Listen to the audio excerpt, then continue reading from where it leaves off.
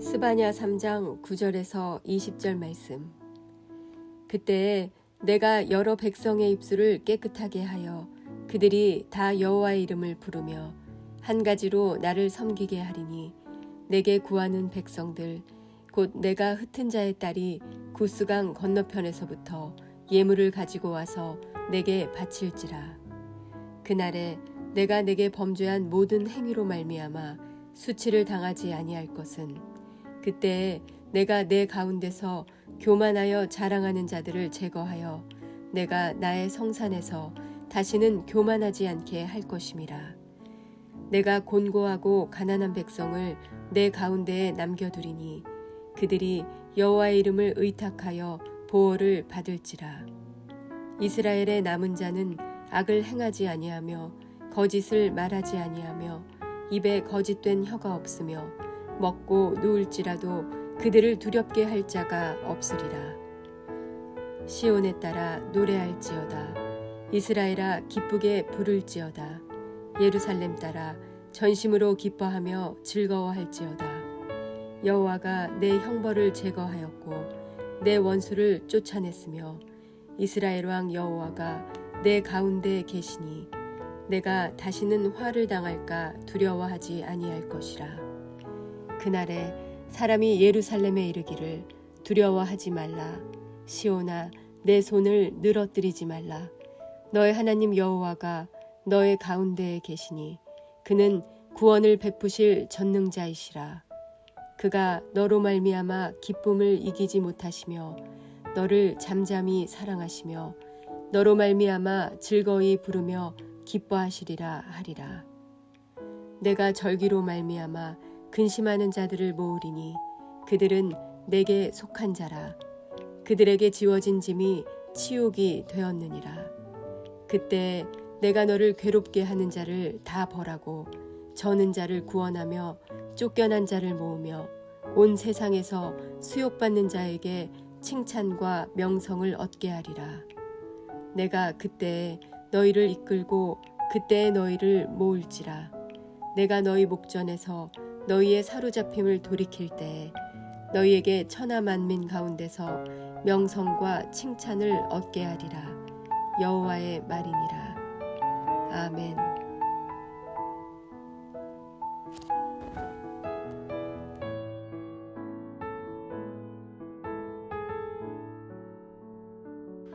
함께 기도하겠습니다.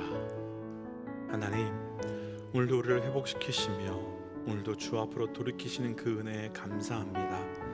오늘도 그 주의 놀라운 은혜를 기억하며 회복시키며 치유하시며 돌이키시는 주의 은혜가 우리에게 충만을 더하도록 인도하여 주옵소서. 이 모든 말씀 예수님 이름으로 기도하였습니다. 아멘. 할렐루야. 우리를 끝까지 사랑하셔서 하나님의 아들 예수 그리스도를 십자가에 못 박으심으로 우리에게 생명의 은혜를 허락하여 주신 우리 하나님의 이름을 높이 찬양합니다. 오늘 우리와 함께 나눌 말씀의 제목은 회복시키시는 하나님, 회복시키시는 하나님이라고 하는 말씀의 제목입니다. 어제 말씀에서 우리는 하나님께서 이스라엘 백성들의 죄, 특별히 아무것도 하지 않은 죄, 곧 순종하지 않고 반응하지 않고 하나님을 찾지 않은 죄에 대해서 심판하시겠다라고 말씀하시는 말씀을 함께 나누었었습니다.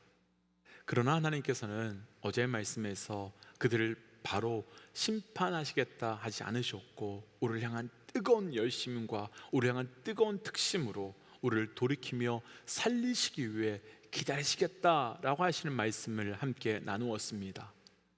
오늘 말씀은 어제 말씀과 이어지는 말씀으로 하나님께서 심판받아 마땅한 그들을 어떻게 회복시키시는지 그리고 무엇을 통해 회복시키시는지 함께 묵상해 보려고 합니다. 오늘 말씀을 함께 묵상하면서 하나님께서 회복시키시겠다 하시는 그 회복이 우리 모든 삶에 온전히 경험되며 나타나는 은혜가 우리 모든 하나님의 백성들에게 있으시기를 주의 이름으로 축복합니다. 회복시키시는 하나님, 가장 먼저 오늘 본문 중에서요 먼저 9절 말씀 함께 읽어보겠습니다. 함께 9절입니다. 함께 읽지요. 그때 내가 여러 백성의 입술을 깨끗하게 하여 그들이 다 여호와의 이름을 부르며 한 가지로 나를 섬기게 하리니. 아멘. 앞서 나누었지만 어제 말씀에서는 하나님께서 기다리라 기다리라 라는 말씀을 하셨지요. 그런데 오늘 본문 9절이 되어서는 그때에 라고 하시면서 기다리는 시간이 다 된 그때에 하나님께서는 내가 라고 말씀하시면서 스바냐 마지막 말씀까지는 하나님의 회복에 대한 말씀이 끊임없이 증거됩니다. 그런데 오늘 말씀에서 먼저 나누고 싶은 것은 회복의 내용이 아니라 회복의 주체입니다. 오늘 말씀을 눈으로 처음부터 끝까지 살짝 살펴보시면요, 금방 아실 수 있겠지만 오늘 말씀에서 가장 많이 나오는 구절이 바로 내가 라고 말씀하시는 부분입니다. 우리가 조금 전에 읽었던 9절에서도 그리고 10절에서도 계속해서 또 모든 회복을 하나님께서 내가 회복시키겠다라고 선포하고 약속해 주고 계십니다. 먼저 우리가 여기서 분명히 구별해야 될 것이 한 가지 있습니다. 진정한 회복은 우리가 하는 것이 아니라 하나님께서 해주시는 것이며, 진정한 회복은 나의 성실함, 내가 상실하고 잃어버린 그 어떤 것을 다시 회복되는 것이 아니라 바로 하나님을 회복하는 것이라는 겁니다. 그렇다면 여기서 우리에게 회복한 그때, 회복이 필요한 그때 가장 먼저 해야 될 것은 하나밖에 없습니다. 우리의 삶에 회복이 필요하고 우리 생활에 회복이 되었으면 좋겠다라는 생각이 들 때 해야 될 것은 한 가지밖에 없습니다. 우리는 회복이 필요하다고 생각하는 그때 쉬려고 하거나 멈추려고 하지요.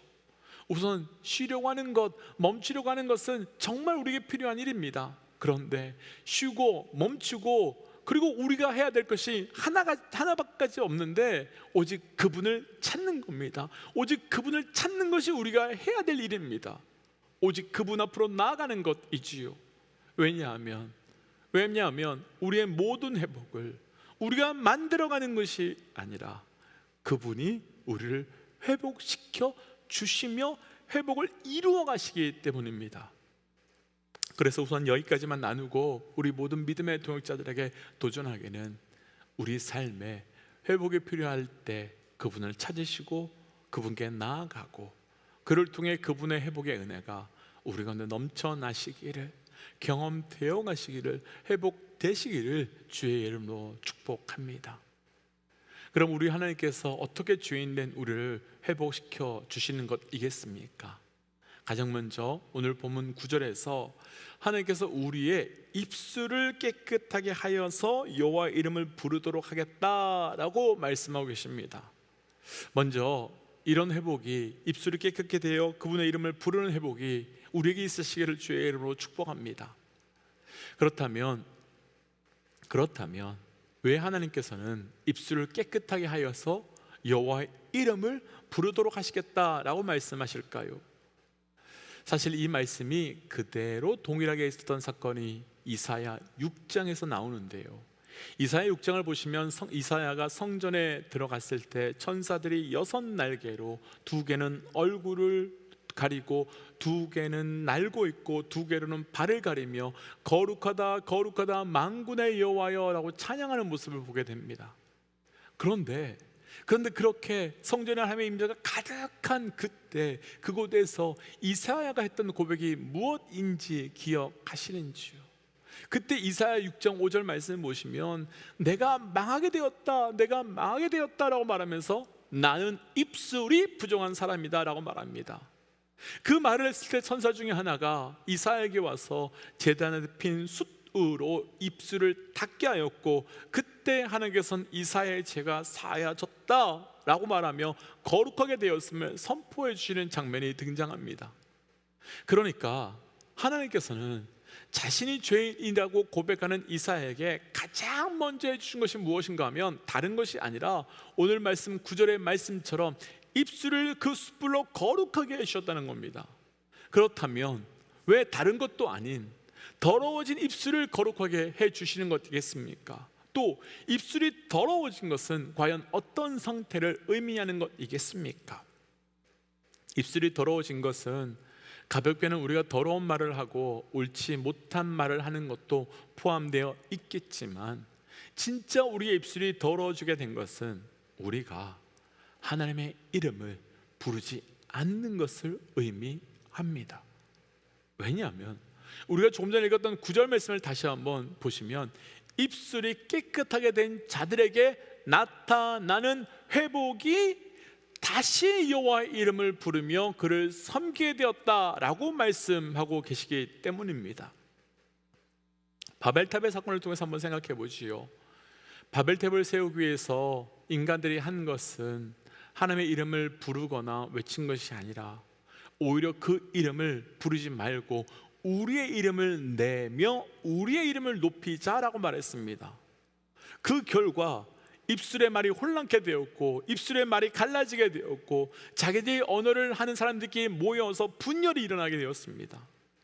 이들의 입술이 더러워지게 된 것은 욕을 하거나 악한 말을 해서가 아니었습니다. 그들의 입술에서 더 이상 하나님을 찬양하며 하나님을 높이고 경배와 예배가 사라진 것이었고, 그 결과 그들의 삶은 죄의 길로 나아갈 수밖에 없었습니다.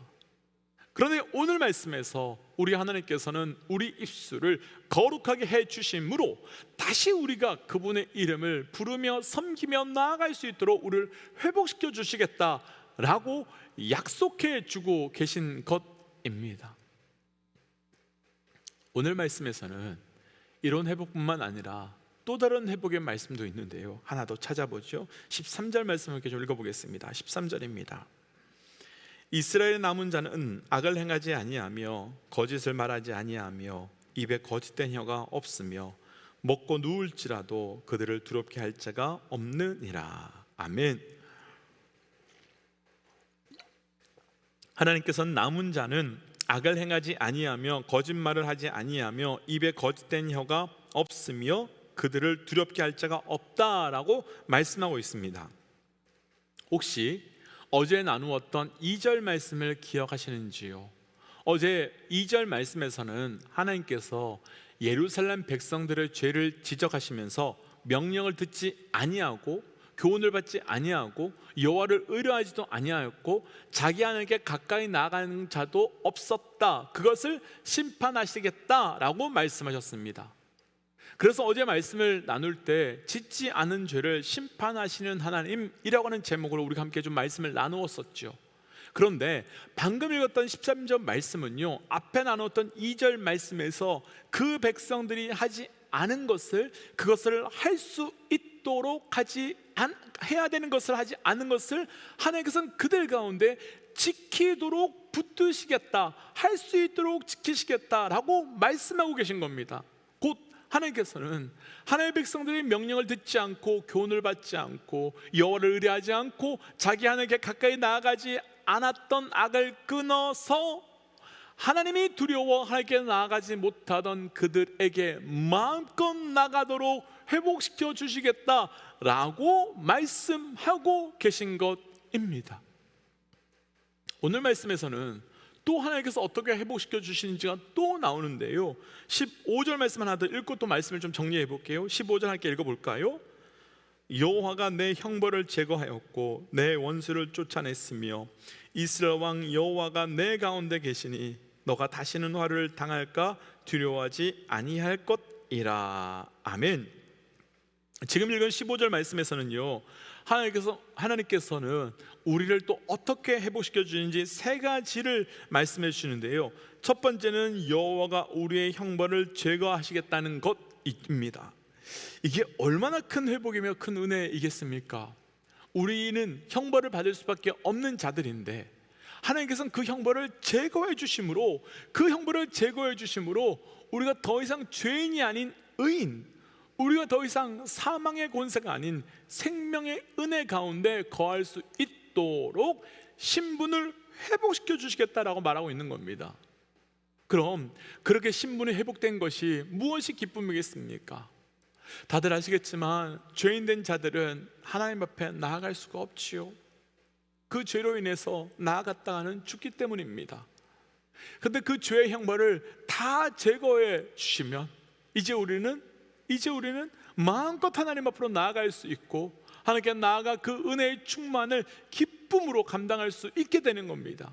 또 두 번째 회복은 우리의 원수를 내쫓아 주셨다라고 말씀하고 있습니다. 그럼 원수를 쫓아내신 것은 어떤 의미이겠습니까?